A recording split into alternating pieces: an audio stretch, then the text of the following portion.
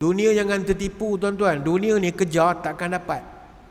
Tuan-tuan kejar dunia tak boleh. Kata Imam Ghazali, dunia ni macam bayang-bayang.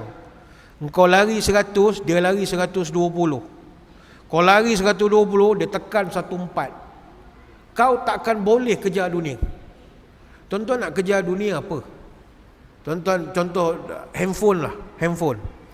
Tuan-tuan rasa handphone tuan-tuan dah canggih sangat lah. Itu pun bergolok bergadai nak beli.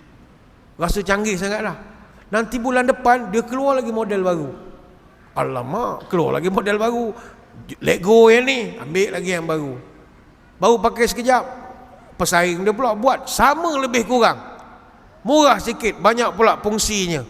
Kameranya lebih cantik, muka berminyak pun boleh jadi flawless macam K-pop. Wow, kita pun rasa canggih. Beli lagi. Handphone, laptop, teknologi sentiasa berdepan. Kita takkan dapat kejar. Model kereta pun sama. Lala kereta kita jadi kereta antik je lala. Sentiasa ke depan, ke depan, ke depan. Tak boleh dikejar. Maka kata Imam Ghazali, siapa kejar akhirat, dunia kejar dia. Siapa kejar dunia, dunia tak boleh kejar.